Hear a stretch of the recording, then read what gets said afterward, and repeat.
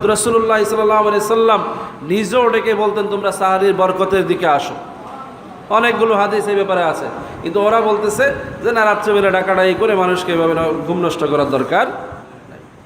অথচ তারাই হাদিস বলবে যে রাত্রেবেলা কিয়ামুল লাইল করতে হবে। এটা আল্লাহর রাসূলই বলেছেন যে রাত্রেবেলাটা হচ্ছে রমজান মাসে দাঁড়িয়ে দাঁড়িয়ে আল্লাহর ইবাদত করার জন্য। এই রাত্র তো ঘুমের রাত্র না, রমজান মাসের রাত্র তো ঘুমের জন্য না। এই রাত্রগুলো হচ্ছে দাঁড়িয়ে দাঁড়িয়ে আল্লাহর দরবারে ইবাদত করার জন্য। তো ঘুমায়া গেল যে তাকে তো ডাকাই জরুরি, কি বলেন ঠিক না? এমন একটা ইবাদতের রাত্রি পেয়ে যে ঘুমায়, সোনার খনিতে বৈশা যে স্বর্ণ না নিয়া অবহেলায় সময় কাটায়, তারে গিয়ে যদি একজন সিগন্যাল দেয় তোমার সময় কিন্তু শেষ হয়ে যাচ্ছে, তাড়াতাড়ি করো, সম্পদ সংগ্রহ করো, এটা বলা বুঝি অপরাধ। এরা এটুকু পর্যন্ত বুঝে গেছে। কথা বুঝাইতে পারছি? রাত্রিবেলা একটু আমাদের মুয়াজ্জিন ভাইয়েরা কষ্ট করে রাত জেগে একটু আল্লাহর তাসবিহ পড়ে, জিকির করে, একটু মানুষকে গজল শোনায়, একটু কোরআন আয়াত পড়ে, কারণ মানুষগুলো যাতে করে ঘুমের ঘরে হারায় না যায়। মানুষ ঘড়ি দেখে ঠিকই, কিন্তু মুয়াজ্জিন ডাক শুরু করলে ফলো করে যে আমার ওঠার সময় হলে আমি উঠবো।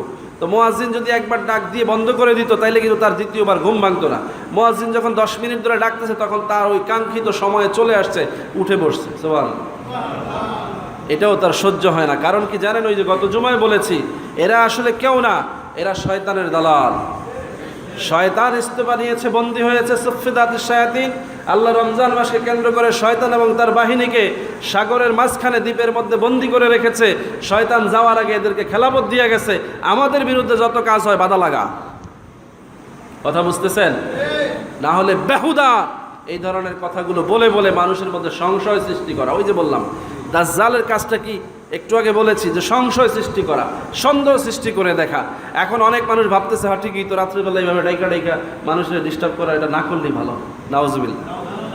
কেন? ওই যে একজন বলেছে, বলার পরে এখন মানুষের মধ্যে এটা নিয়ে সংশয় সৃষ্টি হয়েছে। অথচ আমরাও আমাদের জন্মের পর থেকে আমরা লোহার ঘণ্টা পেটিয়েছি, রাতের বেলা দেখেছি মাইক নিয়ে বাড়ি বাড়ি ঘুরে ঘুরে মাইকিং করা হয়েছে, এমনকি মানুষ ঘরে ঘরে গিয়ে বাড়ি দিয়ে জাগিয়ে দিয়েছে। এখন মোবাইলের যুগে এখনও আমাদেরকে আমার আত্মীয় স্বজনরা ফোন করে উঠছেননি, আমরা উঠছি, সাহারি গ্রহণ করছেন কিনা। এই যে কাজটা হচ্ছে, এটা একটা বিরাট একটা ইবাদতের কাজ হচ্ছে। ওরা এটা বন্ধ করে দিতে চায়। উদ্দেশ্য কি?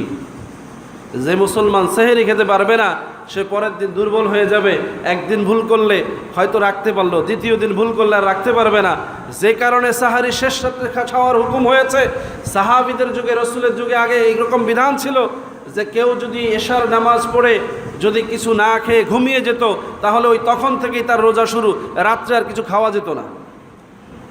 এক সাহাবী এভাবে অসুস্থ হয়ে পড়েছেন, কারণ তিনি সন্ধ্যার পরে